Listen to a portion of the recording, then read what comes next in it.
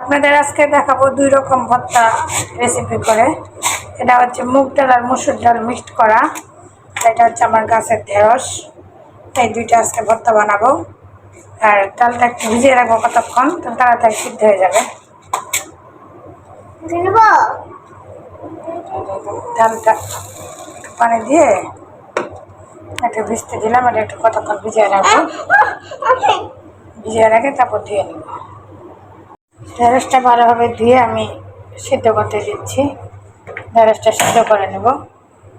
ডালটা ভালোভাবে ধুয়ে নেব। এখন ডালটা ভালোভাবে ধুয়ে সিদ্ধ করতে দিচ্ছি। দিয়ে দেবো অল্প একটু হলুদ।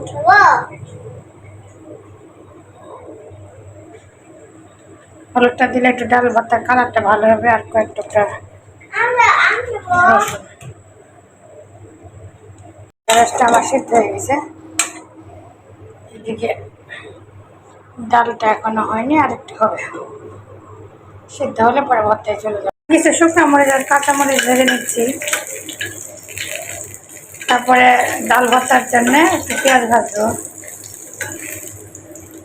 কিছু পেঁয়াজ আর রসুন ভেজে নিচ্ছি। লাল লাল করে ভেজে রেখে দেবো আর কি ভর্তার জন্য। এখন ডালটা প্রায় হয়ে গেছে, আর এটা শুকায় গেলে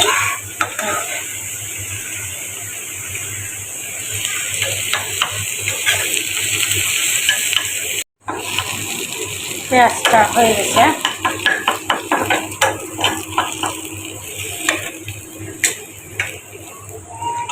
ডালটাও প্রায় হয়ে গেছে।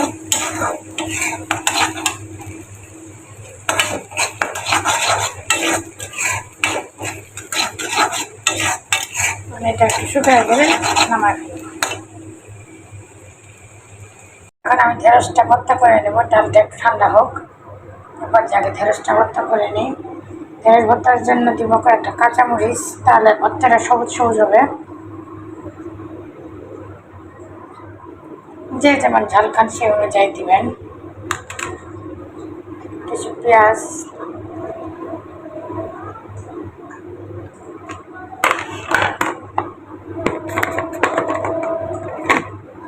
দিয়ে দেবো পরিমাণ মতো লবণ।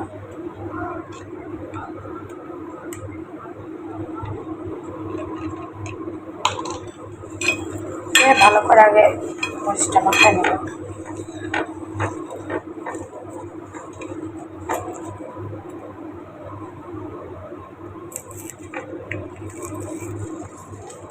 একটা শুকনো মরিচ দিয়ে দিলাম একটু ঝালটা বেশি হওয়ার জন্য।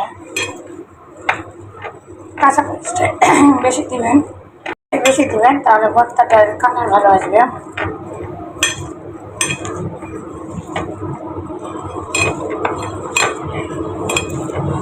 একসাথে এর মধ্যে দিয়ে দেবো সরিষার তেল, দিয়ে ভালো করে মাখায় দেবো। এখন ঢেঁড়সের সাথে মিক্সড করবো।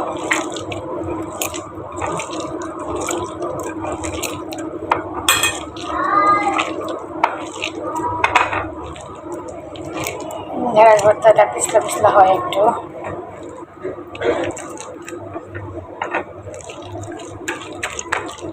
ভালো করে একটু চটকায় নেবেন।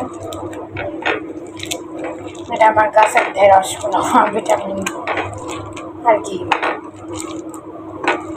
ভর্তাটা বানাবো কয়েকটা শুকনো মরিচ নিয়েছি, লবণ পরিমাণ মতো, আর ভেজে রাখা রসুন আর পেঁয়াজটা।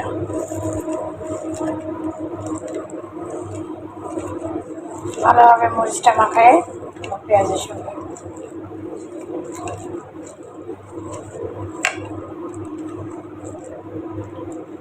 দিয়ে দেবো সরিষার তেল।